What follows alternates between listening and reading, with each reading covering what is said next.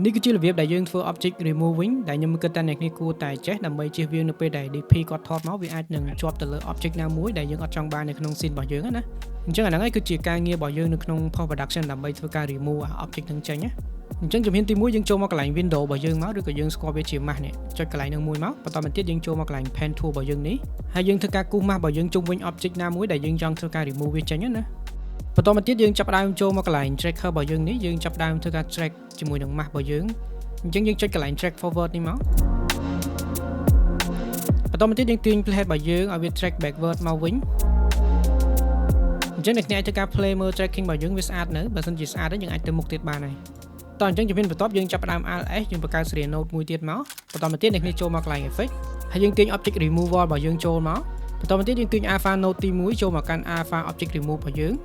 ហើយនៅកន្លែង analysis នេះអ្នកចុចពាក្យថា scene analyze ហ្នឹងមកអញ្ចឹងយើងចាំវាបន្តិចមកអញ្ចឹងវាបាន analyze នៅកន្លែងដែលយើងមកហើយយើងចូលមកកន្លែង clean plate នេះយើងយកពាក្យថា beer clean plate មកអញ្ចឹងវានឹង clean កន្លែងដែលយើងមកមិញចេញហើយអស់ហើយកន្លែងហ្នឹងគឺដូចនៅពេលដែលគ្នាប្រើជាមួយនឹង generate fill នៅក្នុង After Effects ឬក៏ Photoshop ដែរណាបន្តមកទៀតខ្ញុំចូលមកកន្លែង render ខ្ញុំដូរកន្លែង blending mode ខ្ញុំយកពី adaptive blend ហើយយើងទៅឡើងជាមួយនឹង search range របស់យើងមកហើយនេះគឺជាលទ្ធផលដែលយើងបានធ្វើមិញយើងអាចមើល before after